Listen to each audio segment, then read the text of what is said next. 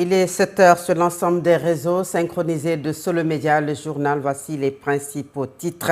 L'encours de la dette publique du Sénégal a atteint 25 583 milliards de francs CFA à la fin de l'année 2024, soit 128,6% du produit intérieur brut. Ces chiffres sont désormais consolidés, audités et signés à travers le document publié par le ministère de l'Économie, des Finances et du Plan avec l'appui du cabinet international Forvue Mazars. Le Front syndical pour la défense des travailleurs prévoit d'organiser des marches départementales avant d'envisager en dernier recours une grève générale de 72 heures. Les responsables syndicaux estiment que cette escalade pourrait être évitée si le dialogue social reprend avec les autorités. Et le Grand Magal de Touba sera célébré le dimanche 2 août 2026, correspondant au 18e jour du mois de Safar 1448 de l'Hégire. Nous allons parler des routes impraticables, commerces sinistrés et eaux stagnantes à Grand Médine. Les fortes pluies relancent le débat sur l'urgence d'un meilleur assainissement. Ce sera le reportage du jour de Solo Média. L'Inter, le sport et la revue de la presse mettront un terme à cette édition.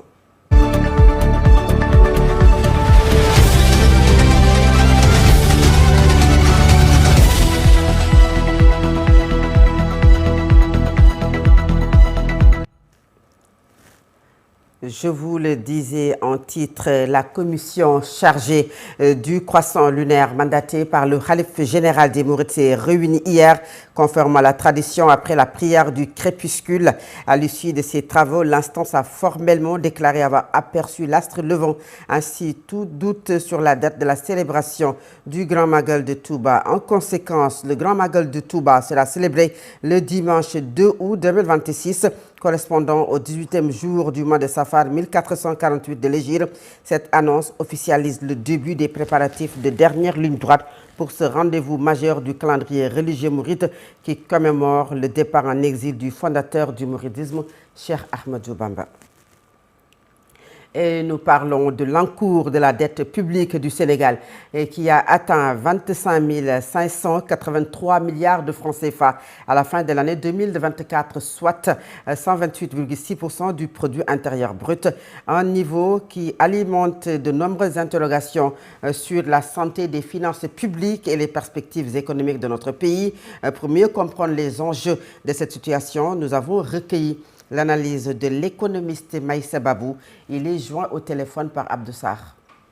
L'ampleur de la dette du Sénégal des années 2019-2024 révélée par le dernier rapport Moody's est une catastrophe parce que à plus de 25 000 milliards, cela veut dire que le Sénégal, qui était à 74% d'après les premières informations de l'ancien régime, se retrouve d'après ce même rapport à 128,6%. C'est une situation catastrophique parce que, le Sénégal ne pourra plus se présenter sur le marché international avec ce risque de défaut de paiement. 2, il y a effectivement défaut de paiement, c'est-à-dire banqueroute, faillite d'un État et bonjour les dégâts avec l'ajustement structurel qu'on va maquiller sous le nom de restructuration. Et en troisième lieu, l'État du Sénégal ne pourra pas engager quand même ce qu'on a toujours appelé les chantiers de l'État, c'est-à-dire les grands travaux pour mettre en œuvre le BTP. Et qui dit BTP dit effectivement une masse de travailleurs et une masse d'entreprises. Donc où l'économie face à cette situation est complètement bloquée. Ce sera pas pour maintenant parce que de toute façon il faudra peut-être des années pour faire face parce que le Sénégal n'a ni or, pétrole ou en tout cas diamant qu'il peut vendre avec ces ressources-là. Nous avons signé des contrats léoniens qui ne rapportent rien du tout. Le Sénégal ne peut compter en effet que sur ses impôts et taxes. Et c'est là où il y a un problème parce que ces impôts ne peuvent pas couvrir justement le service de la dette qui se monte à presque 6 000 milliards. Et parlons toujours de cette dette, il n'y a rien d'alarmant d'après l'économiste Serigne Fallou Mbacké Fall. Selon lui, l'augmentation de l'encours de la dette publique n'est pas un mauvais signe. En soi, l'expert économique est revenu dans son entretien avec Alamine Senghor sur le fond des conclusions du rapport Forvue Mazars. Je vous propose de le suivre. Oui, l'augmentation de la dette publique du Sénégal en 11 219 milliards de francs CFA avec une hausse de près de 128% en 5 ans est un chiffre qui peut sembler inquiétant au premier abord. Cependant, en économie, l'endettement n'est pas forcément un mauvais signe en soi. Tout dépend de l'utilisation qui est faite de cette dette. Lorsque le rythme d'augmentation de la dette devient plus rapide que celui de la croissance économique, ou lorsque les emprunts servent principalement à financer les dépenses courantes de l'État plutôt que de l'investissement productif, cela peut devenir un facteur de fragilité budgétaire.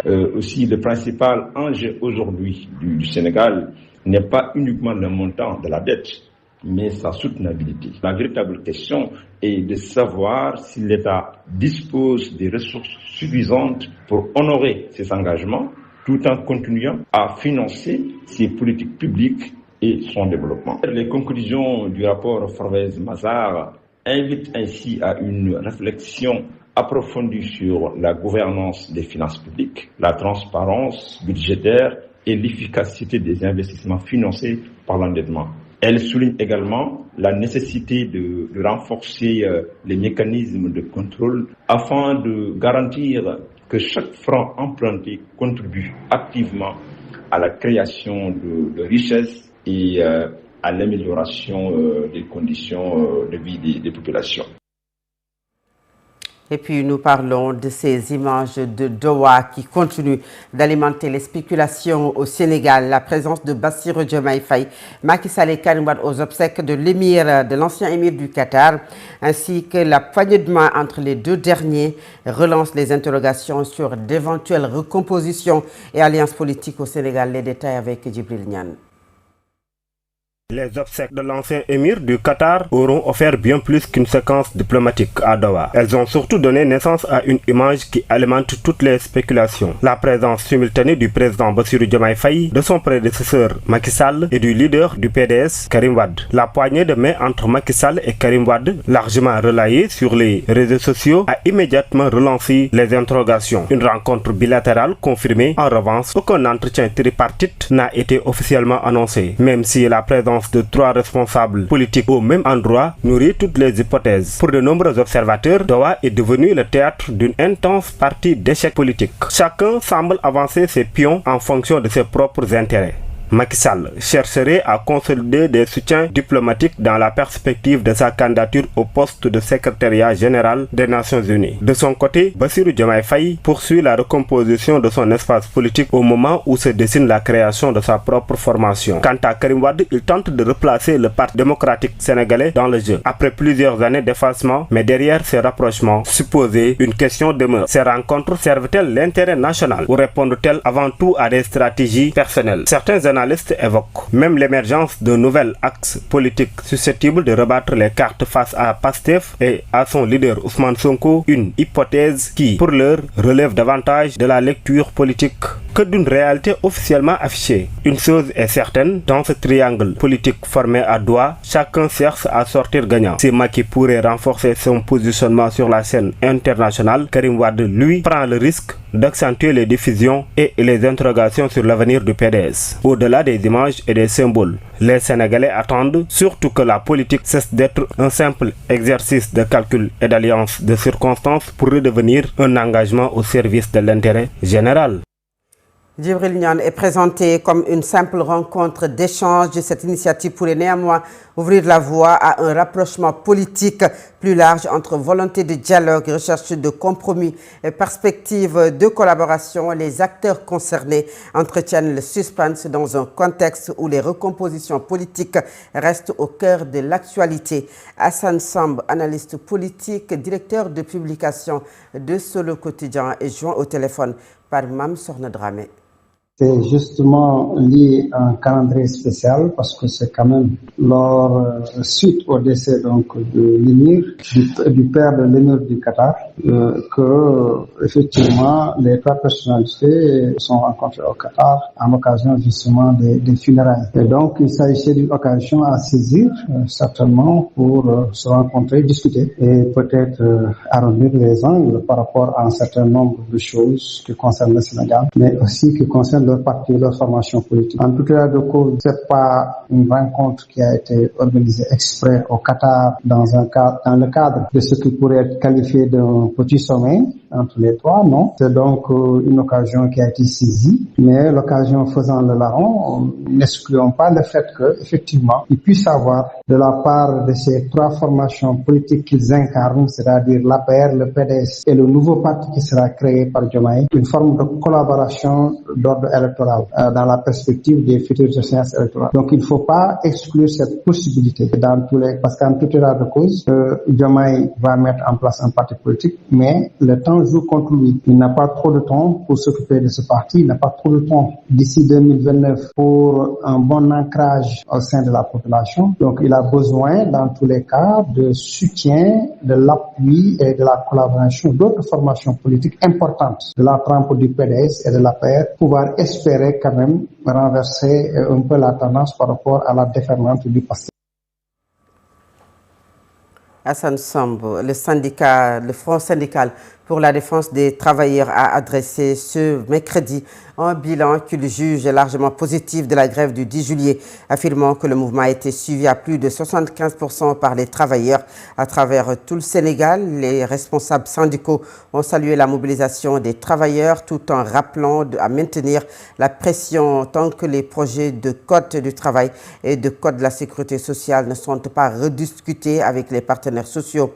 Le Front syndical pour la défense des travailleurs prévoit d'organiser des marches départementales avant d'envisager en dernier recours une grève générale de 72 heures. Les responsables syndicaux estiment que cette escalade pourrait être évitée si le dialogue social reprend avec les autorités.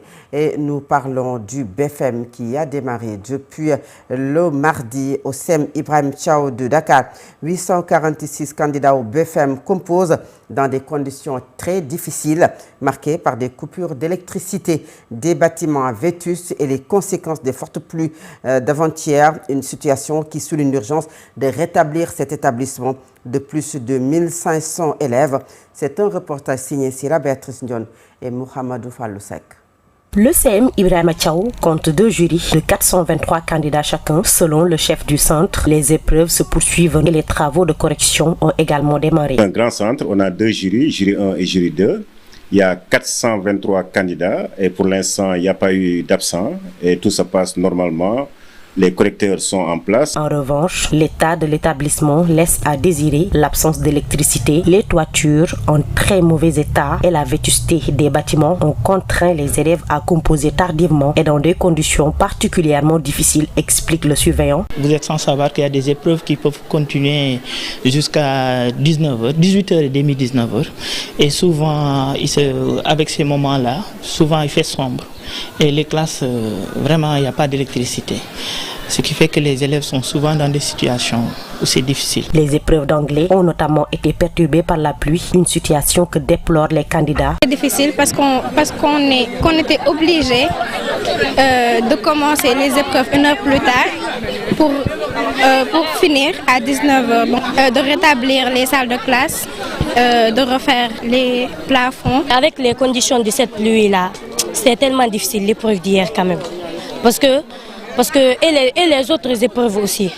Parce que au commencement, à cause de la pluie, il y avait des salles, l'eau qui coulait, tout. C'était un peu difficile quoi. Franchement, cette école-là, le gouvernement doit prendre en charge tout l'établissement. Pour soutenir les élèves, une initiative du maire de la ville de Dakar, Abbas Fall, a permis de fournir des repas aux candidats ainsi qu'à l'ensemble des responsables du centre. Une initiative saluée par ces derniers. Il estime toutefois que la priorité demeure la réhabilitation du CEM Ibrahima Thiaw qui accueille plus de 1500 élèves et dispose de 26 salles de classe dans un état de délabrement très avancé. Fondé en 1982 et jamais réhabilité, le CEM Ibrahima Thiaw, qui accueille plus de 1500 élèves, a vu les récentes pluies perturber le déroulement de certaines épreuves du BFEM. Le délabrement avancé de l'établissement, aggravé par l'absence d'électricité et la vétusté des bâtiments, ravive les inquiétudes des responsables qui lancent un nouvel appel à l'État pour une réhabilitation urgente de cet établissement. Je vous propose de suivre les explications de Ndeye Marie Touré et les professeurs de lettres anglais au CEM Ibrahima Thiaw. Elle est au micro de Sira Béatrice Ndione et de Mouhamadou Fallousek. Depuis 1982, cette école n'a pas connu de réhabilitation. Actuellement, les bâtiments sont vraiment dans un état catastrophique et on a même eu à, je peux dire, boycotter des classes. Le bâtiment à étage, donc on a boycotté les salles d'en haut parce que c'était risqué de prendre les escaliers. Il a fallu faire des réaménagements, des réfections pour que l'on puisse utiliser ces salles-là avant les examens. Du côté des toilettes aussi, et d'autres réfections ont été faites ici par rapport à l'état de l'école. Et hier, on a vécu ça avec la pluie, parce qu'au moment où il pleuvait, nos candidats ont eu des problèmes en classe parce qu'il fallait déplacer des tables et attendre un peu pour pouvoir démarrer l'épreuve d'anglais. Donc, on a perdu des minutes par rapport à ça. Et la lumière aussi, ça a fait défaut avec la poussière d'hier et l'obscurité qu'il y a eu à un certain moment. Donc, on a eu l'autorisation des autorités au niveau de l'IEF pour pouvoir dérouler l'examen en anglais par rapport aux autres établissements. Donc, nous appelons l'État par rapport à ça parce que nous sommes en train d'attendre depuis des années. On nous avait promis la réhabilitation avec ADEM 1. Jusqu'à présent, ils sont avec ADEM 2 et c'est presque la fin de ce projet-là parce que ça doit se terminer en 2027. Et nous sommes là en train d'attendre depuis des années que cela se fasse. Nous avons notre établissement qui compte plus de 1500 élèves. Donc, avec ces problèmes-là, on ne peut pas vraiment avancer. On nous promet de nous déloger, de nous amener ailleurs. Mais je pense que ça aussi, ce sera un problème pour nous. Parce qu'un établissement de 1500 élèves, franchement, si on veut les amener ailleurs, ce sera difficile. Une série de meurtres au Sénégal. Face à ce phénomène, le sociologue Abdoulaye Idrissa Dieye estime que les raisons ne sont d'autres que la consommation de drogue, le tabagisme entre autres. Il plaide pour le retour des valeurs, d'où la conscientisation au dialogue et à la sensibilisation. Le docteur Abdoulaye Idrissa Dieye est joint au téléphone par Bénédicte Sagna. Parce qu'une fois qu'on est ivre, on ne joue plus de ses facultés mentales. Elle n'est plus maîtresse de ses actes. C'est la raison fondamentale pour laquelle, même si on lui demandait de boire de l'huile chaude, elle n'hésiterait pas. Donc, elle ne trouvera aucune différence entre égorger un poulet et égorger une personne. Et on sent la présence beaucoup plus féminine de femmes, donc beaucoup plus féminine dans la drogue, la cigarette, etc. et dans la pratique des drogues dures. C'est la raison fondamentale pour laquelle, et aujourd'hui, les femmes sont stressées, les femmes sont délaissées, les femmes sont reléguées au second plan. Les femmes sont victimes de toute forme de violence.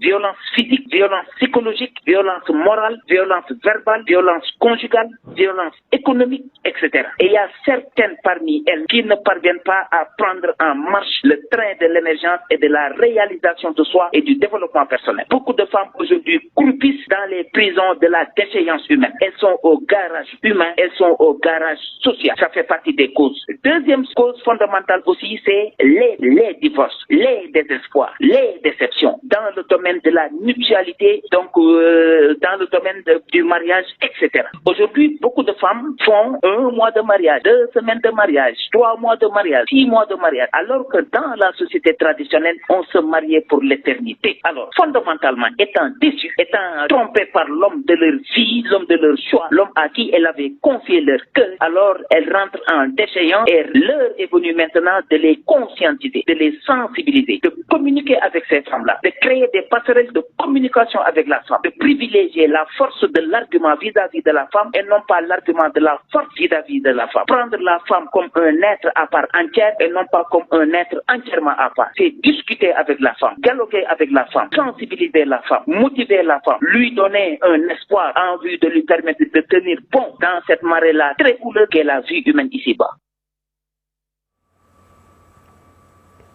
Nous parlons aujourd'hui de tout à fait autre chose dans cette édition par rapport aujourd'hui à cette cérémonie rencontrée sous l'égide du ministère de la Famille, de l'Action sociale et des Solidarités. Un atelier de renforcement des capacités a réuni les principaux acteurs de la lutte contre les violences basées sur le genre dans un contexte marqué par la recrudescence des féminicides et les revendications des organisations féministes. Cette rencontre visait à renforcer la coordination institutionnelle, améliorer la prise en charge holistique des victimes et à consolider les mécanismes de prévention au niveau communautaire. Je vous propose de suivre le commissaire Bintou Guissé et les chefs de division à la police nationale.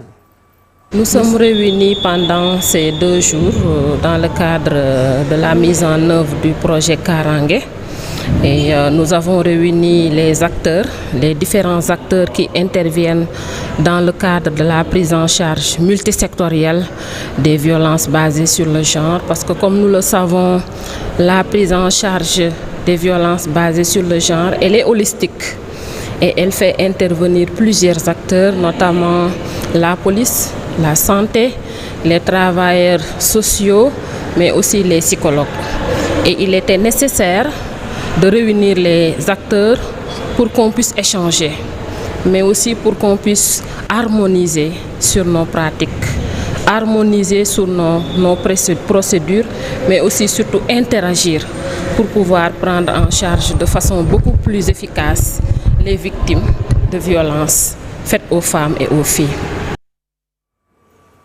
Le reportage du jour à présent à Grand Médine, les fortes pluies des eaux stagnées compliquent le quotidien des populations entre difficultés de circulation, pertes économiques pour les commerçants et risques sanitaires. Les habitants interpellent les autorités sur l'urgence d'améliorer le système d'assainissement. C'est un reportage signé Khalifa Babakar Fall et Cherti Janssen. À Grand Médine, les fortes pluies combinées aux eaux usées perturbent les activités des commerçants et le quotidien des populations. La circulation est devenue difficile sur plusieurs axes. Les eaux usées nous font beaucoup de mal. Les clients ne viennent presque plus ici. J'ai été obligé de mettre des pierres pour permettre à certains clients de passer. Vraiment, la situation est très compliquée. Pas de difficultés de déplacement, les habitants s'inquiètent des risques sanitaires liés à la stagnation des eaux. Ils craignent la propagation de maladies en cette période d'hivernage. Au-delà de la baisse de la clientèle, il y a aussi la chaleur et les mauvaises odeurs. Tout cela peut provoquer des maladies car ce n'est pas bon pour notre santé. À cela s'ajoute la poussière qui nous cause également beaucoup de problèmes. Selon les commerçants, cette situation affecte fortement leurs activités. Ils enregistrent une baisse de leur clientèle et dénoncent d'importantes pertes économiques. Quand les eaux stagnent ici, les clients ne viennent plus. Pourtant, nous sommes des soutiens de famille. C'est pourquoi nous demandons l'aide des autorités car nos revenus ont considérablement baissé.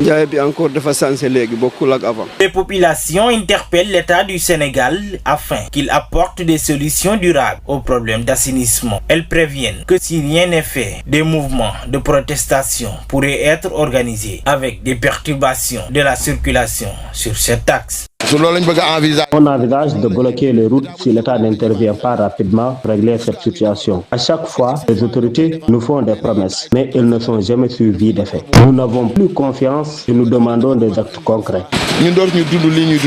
Face à la récurrence des inondations et des eaux usées, les habitants de Grand Médine vivent dans l'inquiétude. Ils appellent les autorités à agir rapidement pour mettre fin à une situation aux lourdes conséquences sur leur santé et leurs conditions de vie. Le reportage met un terme à la première partie de cette édition. La seconde partie, c'est la page internationale, le sport et la revue de la presse. À présent, l'Inter.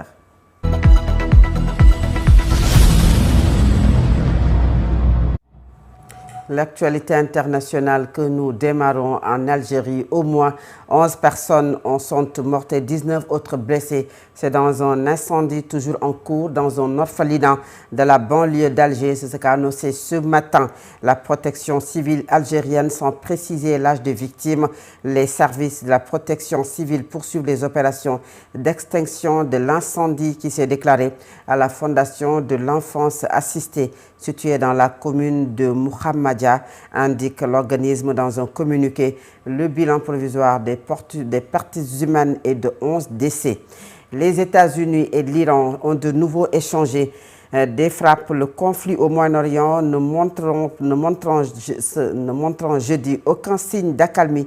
Après plus d'une semaine de bombardement, les gardiens de la révolution ont déclaré avoir frappé des cibles militaires américaines à travers la région, notamment à Bahreïn, au Koweït et en Jordanie.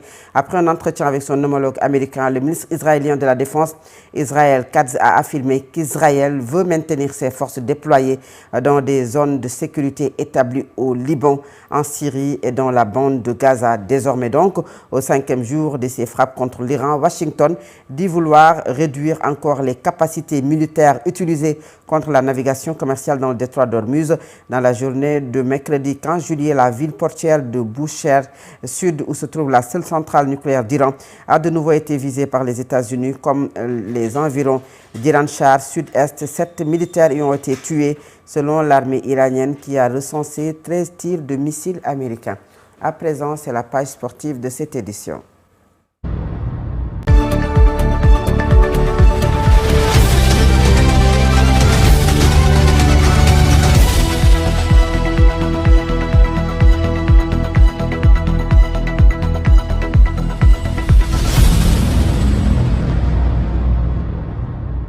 L'actualité sportive, c'est l'affaire d'Alamine Senghor. Bonjour. Merci, bonjour à vous, Fatou Abdoulaye. Parlons de la Coupe du Monde. L'Argentine a éliminé l'Angleterre. Lionel Messi s'offre une finale contre l'Espagne. Exactement, cette finale va opposer donc l'Espagne face à l'Argentine. On dirait un scénario de dingue. Ce qu'a fait hier donc l'Argentine. Fatou Abdoulaye, cette incroyable menée, 1-0. Jusqu'à la 85e minute, l'Argentine a complètement renversé une Angleterre, donc passé à côté de la plaque après son but marqué, mené donc par, bien entendu, un excellent Lionel Messi, qui a été l'auteur donc de 2 passes décisives. Eh bien, sachez que Lionel Messi a donc livré la passe décisive à Fernandez, qui a été donc l'auteur du premier but, avant donc de renverser l'Angleterre sur le but de Lautaro Martinez, après 2 minutes en temps additionnel avant de rejoindre bien entendu l'Espagne pour une finalissime le dimanche prochain des 2 sélections phares du tournoi. L'Espagne et l'Argentine se retrouvent dimanche donc soir au MetLife Stadium. C'est là où le Sénégal a joué d'ailleurs son premier match face à l'équipe de la France pour se disputer donc la couronne mondiale. Eh bien, la Roja vise une 2e étoile, tandis que l'Albiceleste rêve d'un 4e sacre au 2e successif, puisque l'Argentine est le tenant du titre. La finale, ou la petite finale donc de cette Coupe du Monde 2026 va opposer l'Angleterre à la France. Ce sera un match qui se disputera, Fatou Abdoulaye, le samedi à partir de 19h. Retour au Sénégal après le fiasco à cette Coupe du Monde et la décision de la Fédération sénégalaise de football de se séparer de Pape Thiaw.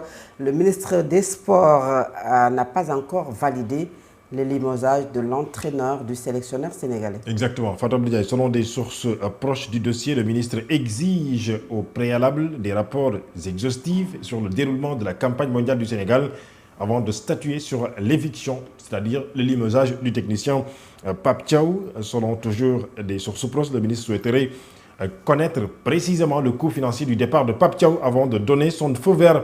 Une clarification qui prend une dimension très particulière aujourd'hui, donc, où en tout cas, selon les informations, le ministère des Sports prend en compte donc les tensions budgétaires déjà connues entre la Fédération sénégalaise de football et sa tutelle autour de la rémunération du technicien Pape Thiaw, le ministre ayant validé une enveloppe de 30 millions de francs CFA quand la Fédération avait maintenu une offre de 18 millions de francs CFA. Cette incertitude financière place aujourd'hui donc la Fédération dans une position assez délicate, notamment donc dans ce cadre du dossier de Pape Thiaw. Info à suivre dans nos prochaines éditions. Mais sachez que pour l'instant, eh bien, c'est un peu compliqué de dire que Pape Thiaw a été limogé de l'équipe nationale du Sénégal. Et le Borussia Dortmund se renseigne sur Ibrahima Mbaye. Oui. C'est le mercato. Oui, le mercato, effectivement. Le jeune Sénégalais Ibrahima Mbaye qui attire l'attention. En réalité, depuis quelques jours, le jeune attaquant avait donc fait part de son envie de quitter le Paris Saint-Germain. Il est suivi par plusieurs formations de Prime League déjà très attentive à son natation ou à son évolution.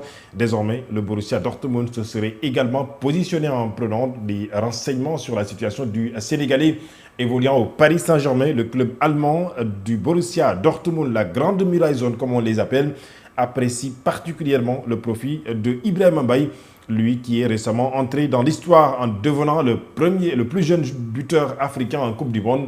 Ibrahima Mbaye est lié au club de la capitale, notamment le Paris Saint-Germain, jusqu'en juin 2028. Après l'activation de l'option de prolongation prévue dans son contrat, malgré les convoitises, le club parisien garde toujours la main sur l'avenir de ce jeune talent dont la valeur est déjà estimée autour de 30 millions d'euros par certains observateurs du marché.